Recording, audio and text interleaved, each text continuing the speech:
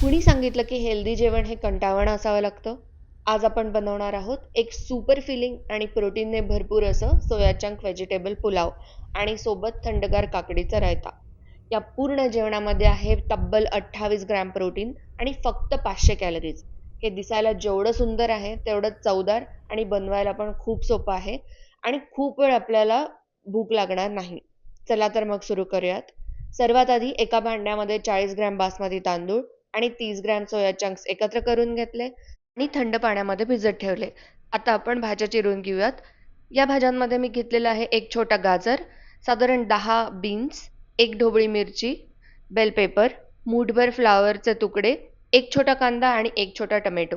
या व्यतिरिक्त आपल्याला लागेल थोडी ताजी पुदिन्याची पाने, जिंजर गार्लिक पेस्ट, अद्रक लसूण पेस्ट आणि एक बारीक चिरलेली हिरवी मिरची. तयारी झाली की भिजवलेल्या सोया चंक्समधलं सगळं पाणी घट्ट पिळून घ्यायचं आणि तांदूळ स्वच्छ धुवून घ्यायचे. आता एका कढईमध्ये 10 ग्रॅम तूप मी गरम करतेय. आपण कमी प्रमाणात भात बनवत असल्यामुळे कुकरऐवजी उघड्या कढईमध्येच मी शिजवणार आहे. त्यामुळे भाज्या गाळ न होता अगदी व्यवस्थित शिजतात. गरम तुपात बाजूला ठेवलेले खडे मसाले आणि आपले रोजचे सुके मसाले घाला. तडतडल्यावर मसाल्यांचा छान सुगंध सुटेल आणि त्यात उभा चिरलेला कांदा, हिरवी मिरची घालून कांदा मऊ होईपर्यंत परतून घेणार आहे. आता आलं लसूण पेस्ट आणि टोमॅटो घालून टोमॅटो छान मऊ होईपर्यंत शिजवून घेणार.